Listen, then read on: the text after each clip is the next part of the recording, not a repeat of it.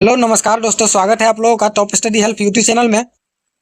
तो आज 15 तारीख वाले एग्जाम का फर्स्ट शिफ्ट का क्वेश्चन का एनालिसिस होगा। एनालिसिस करेंगे हम लोग आज। तो चलिए हम लोग चलते हैं क्वेश्चन की ओर। अंधेरे कमरे में कुछ भी नहीं दिखाई देता, इस वाक्य में सर्वनाम है, बताइए। तो आप लोग इसमें कौन सा आंसर लगाए हैं? इसका सही आंसर हो जाएगा ए। चलिए अगले क्वेश्चन पे चलते हैं। कोई आया था, वाक्य में कौन सा सर्वनाम भेद का प्रयोग हुआ है? तो इसका सही आंसर हो जाएगा सी, अनिश्चयवाचक। चलिए अगले क्वेश्चन पे चलते हैं। संदेह का विशेषण होगा, इसका सही आंसर हो जाएगा सी, संदिग्ध। चलिए अगले क्वेश्चन पे चलते हैं। इसमें से खेलना शब्द में बना विशेषण है, इसका सही आंसर हो जाएगा सी, खिलाड़ी। चलिए अगले क्वेश्चन पे चलते हैं। निम्नलिखित में से कौन सा शब्द देशज है? इसका सही आंसर हो जाएगा डी, लोटा। चलिए अगले क्वेश्चन पे चलते हैं। निम्नलिखित में कौन यौगिक शब्द है? इसका सही आंसर हो जाएगा सी, विद्यालय। विद्यालय यौगिक शब्द है। चलिए हम लोग चलते हैं। निर्देश 7 से 10 निम्नलिखित शब्द समूह के लिए एक शब्द उनके दिए गए विकल्पों में से चुने। तो अगले क्वेश्चन है 7 नंबर। जिसे इंद्रियों से अनुभव न किया जा सके, इसका सही आंसर हो जाएगा ए, अति इंद्रिय। चलिए अगले क्वेश्चन पे। सामान्य नियम से विरुद्ध बात, तो इसका सही आंसर हो जाएगा अपवाद, ए। चलिए अगले क्वेश्चन पे। जो मुश्किल से प्राप्त हो, इसका सही आंसर हो जाएगा सी, दुर्लभ। चलिए अगले क्वेश्चन पे। जिसका वर्णन नहीं किया जा सके, तो इसका सही आंसर हो जाएगा सी, या बी, सॉरी, बी होगा इसका आंसर, अवर्णीय। चलिए अगले क्वेश्चन पे। नेत्री शब्द का पुल्लिंग रूप है, तो इसका सही आंसर हो जाएगा ए, नेता। चलते हैं अगले क्वेश्चन पे। ने किस कारक की विभक्ति है? तो ने कर्ता कारक की विभक्ति है, सी हो जाएगा इसका आंसर। हमारे दोस्त के लिए चाय लाइए, इस वाक्य में कौन सा कारक है? इसका सही आंसर हो जाएगा डी, संप्रदान कारक। अब 14-15 नंबर क्वेश्चन में निम्नलिखित वाक्यों में रिक्त स्थान की पूर्ति किए गए विकल्पों में से करें। तो रामचरितमानस डाइस का अद्भुत नमूना है, इसका सही आंसर हो जाएगा डी, काव्य कला। चलते हैं अगले क्वेश्चन पे। केशव ने डाइस में देशभक्ति का स्वरूप लिखा, बताइए। तो इसका सही आंसर हो जाएगा सी, रामचंद्रिका। चलते हैं अगले क्वेश्चन पे। 16 और 17 नंबर क्वेश्चन में है, निम्नलिखित में से शुद्ध वर्तनी वाले शब्द को चयन कीजिए। तो 16 नंबर क्वेश्चन का आंसर हो जाएगा सी, दीर्घायु, इसका सही आंसर हो जाएगा। और 17 नंबर क्वेश्चन पे चलते हैं। 17 नंबर में को शुद्ध होगा बी, अध्ययन। चलिए अगले क्वेश्चन पे चलते हैं। 18 और 19 नंबर क्वेश्चन में कहता है, निम्नलिखित शब्दों का सही संधि विच्छेद है। तो महोत्सव का संधि विच्छेद क्या होगा? तो इसका महोत्सव का संधि विच्छेद होगा बी, महाजोर उत्सव। चलते हैं अगले क्वेश्चन पे। अत्यधिक का संधि विच्छेद बताइए। इसका सही आंसर हो जाएगा बी, अति जोर अधिक। चलते हैं अगले क्वेश्चन पे। 20 और 21 नंबर क्वेश्चन में कह रहा है निम्नलिखित शब्दों के उपयुक्त समास चुनिए। गगनचुंबी, तो गगनचुंबी में कौन सा समास लगता है? तो इसमें लगता है सी, तत्पुरुष। इसका सही आंसर हो जाएगा सी। चलिए अगले क्वेश्चन पे चलते हैं। नीलांबर, नीलांबर में कौन सा समास लगता है? नीलांबर में लगता है कर्मधारय समास। इसका आंसर हो जाएगा डी। चलिए अगले क्वेश्चन पे। 22 और 23 नंबर क्वेश्चन में कह रहा है निम्नलिखित शब्दों के विलोम शब्द का चयन उसके दिए गए विकल्पों में से करें। तो अष्ट का विलोम क्या हो जाएगा? तो अष्ट का विलोम हो जाएगा बी, उदय। चलते हैं अगले क्वेश्चन पे। कृत्रिम का विलोम, कृत्रिम का विलोम हो जाएगा प्राकृतिक, ए। चलते हैं अगले क्वेश्चन पे। 24 और 25 नंबर क्वेश्चन में कह रहा है निम्नलिखित शब्दों के पर्यायवाची शब्द का चयन उसके दिए गए विकल्पों में से कीजिए। तो माँ का पर्यायवाची शब्द पूछ रहा है, तो माँ का पर्यायवाची शब्द हो जाएगा परशु, ए। चलते हैं अगले क्वेश्चन पे।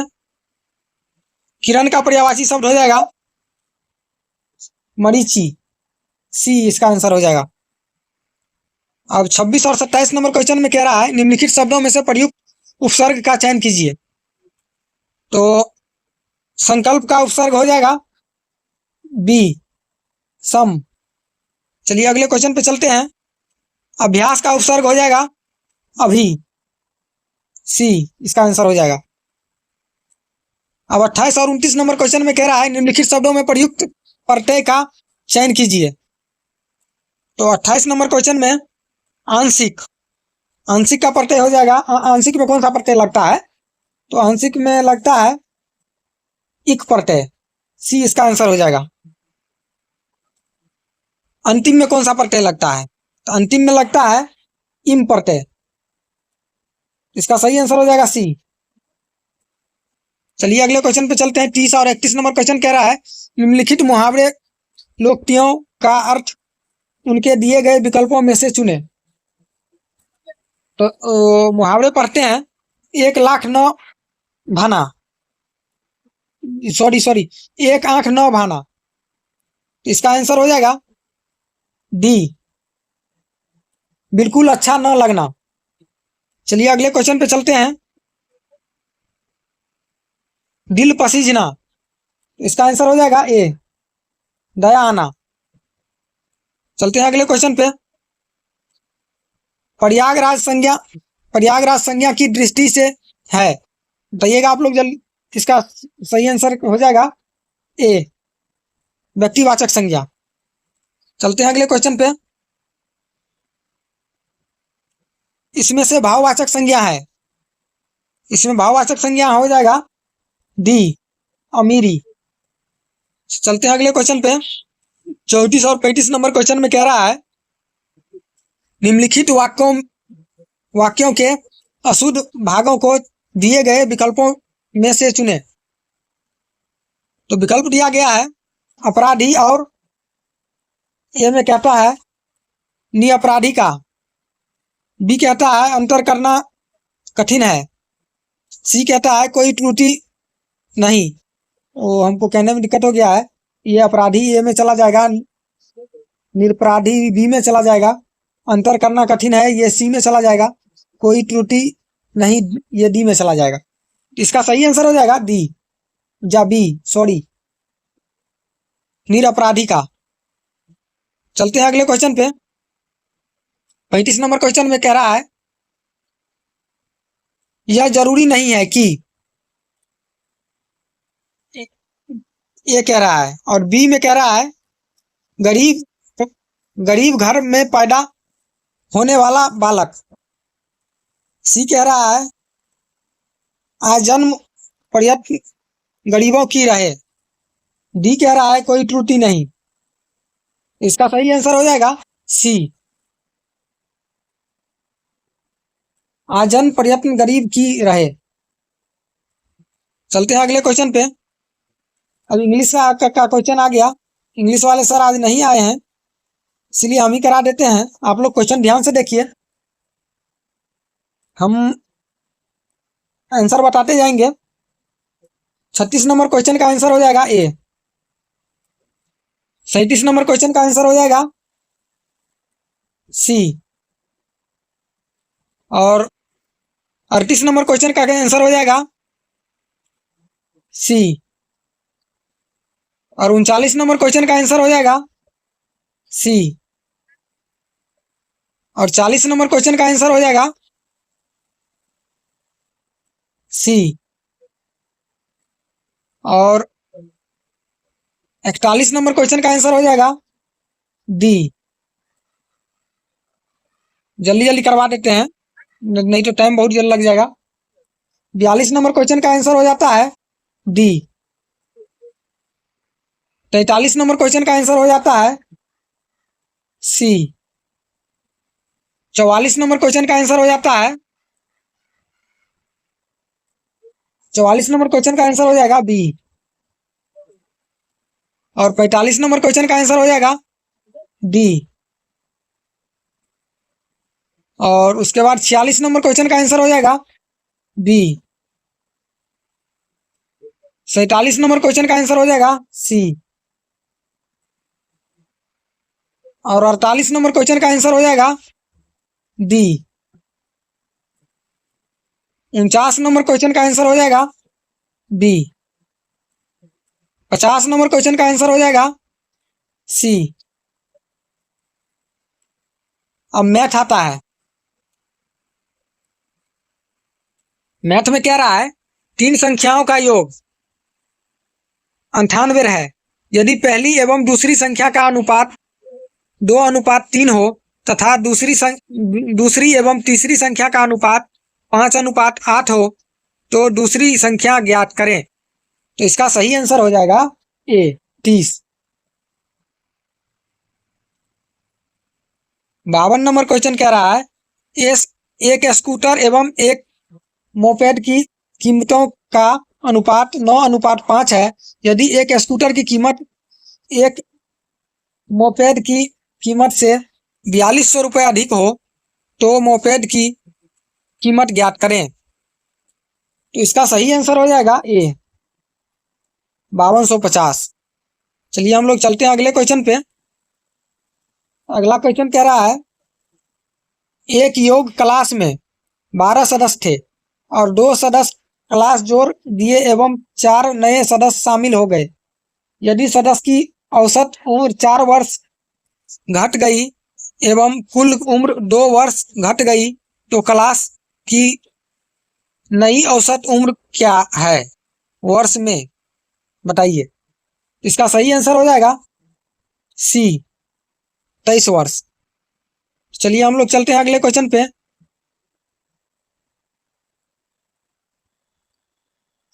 शादी के समय एक औरत तथा उनके पति की औसत उम्र 23 वर्ष थी। 5 वर्ष बाद उनके पास 1 वर्ष का बच्चा है। अब सारे परिवार की औसत उम्र कितनी है? तो इसका सही आंसर हो जाएगा ए 19 वर्ष।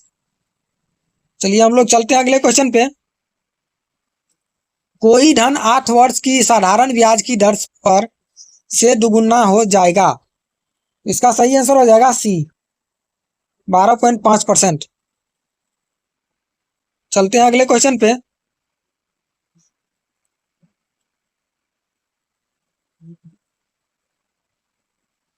साधारण ब्याज की एक निश्चित दर से कोई धन 20 वर्ष के दुगुना हो जाता है। इस धन की तिगुना होने में कितना समय लगेगा? इसका सही आंसर हो जाएगा 40 डी 40 वर्ष। चलिए हम लोग चलते हैं अगले क्वेश्चन पे। किसी संख्या को 60% घटा दिया जाता है। यदि शेष में से 15% और घटा दिया जाता है तब अंतिम परिणाम 1428 होता है। मूल संख्या ज्ञात कीजिए। इसका सही आंसर हो जाएगा बी 4200। चलिए हम लोग चलते हैं अगले क्वेश्चन पे। एक पुस्तकालय में 20% किताबें हिंदी में है। बचे हुए का 50%, 50% अंग्रेजी में है तथा शेष का 30 फ्रेंच में है, शेष 6300 किताबें क्षेत्रीय भाषाओं में है। पुस्तकालय में किताबों की कुल की कितनी संख्या है? इसका सही आंसर हो जाएगा ए 22,500। चलिए हम लोग चलते हैं अगले क्वेश्चन पे। पिता एक पुत्र के उम्र का योगफल 56 वर्ष है। 4 वर्ष बाद पिता की उम्र पुत्र की उम्र की तिगुनी होगी। पुत्र की उम्र वर्तमान में क्या है? तो इसका सही आंसर हो जाएगा ए 12 वर्ष। चलिए हम लोग चलते हैं अगले क्वेश्चन पे। एक पिता तथा उसके पुत्र की उम्र का अनुपात क्रमशः 17:7 है। 6 वर्ष पूर्व यह अनुपात क्रमशः 3:1 था। पिता की उम्र वर्तमान उम्र क्या है? इसका सही आंसर हो जाएगा बी 51 वर्ष। चलिए हम लोग चलते हैं अगले क्वेश्चन पे। एक लड़का 10 रुपए में 11 केले की दर से केले खरीदता है तथा 11 रुपए में 10 केले की दर से बेचता है। लड़के को हुए लाभ का प्रतिशत क्या है?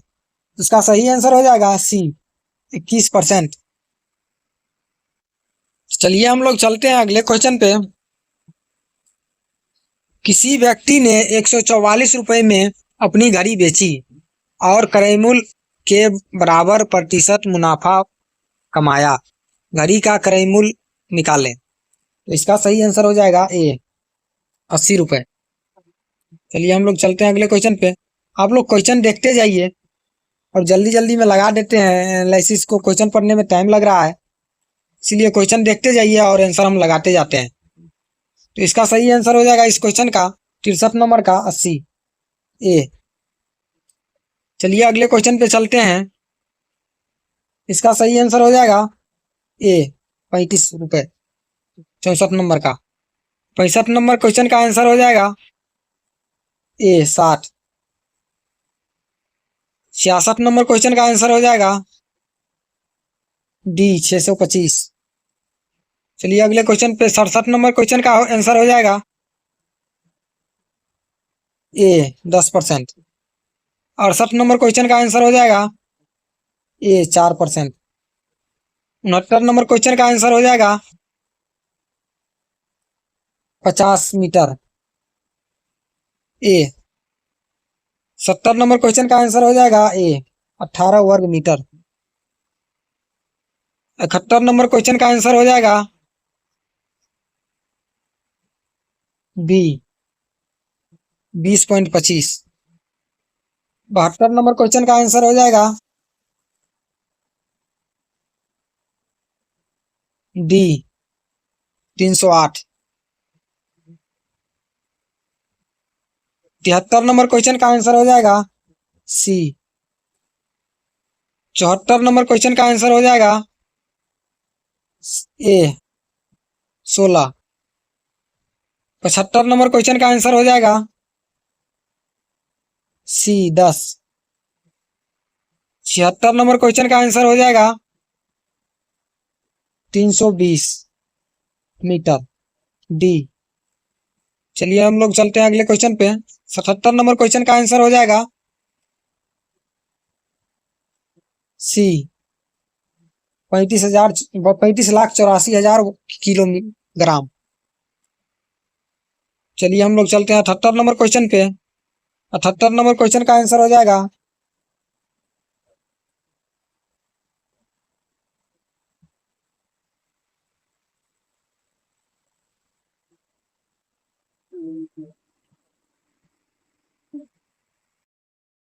और 78 नंबर क्वेश्चन का आंसर 78 नंबर का क्वेश्चन का आंसर हो जाएगा ए 70। 79 नंबर क्वेश्चन का आंसर हो जाएगा ए 19,335 रुपए। 80 नंबर क्वेश्चन का आंसर हो जाएगा बी 2। 81 नंबर क्वेश्चन का आंसर हो जाएगा डी 12 घंटे। 82 नंबर क्वेश्चन का आंसर हो जाएगा ए 450 किलोमीटर। 83 नंबर क्वेश्चन का आंसर हो जाएगा ए 50%। 84 नंबर क्वेश्चन का आंसर हो जाएगा बी 10%। 85 नंबर क्वेश्चन का आंसर हो जाएगा ए 50%। तो पूरा का एनालिसिस हो जाता है समाप्त। और आप लोग बताइएगा जो इस 85 क्वेश्चन में से कितना क्वेश्चन आप लोगों का सही हुआ है, कमेंट में बताइएगा। और चैनल को लाइक और शेयर करना नहीं भूलिएगा। चलिए चलते हैं, थैंक यू। फिर दूसरे शिफ्ट का एग्जाम होता है, फिर आते हैं एनालिसिस लेके।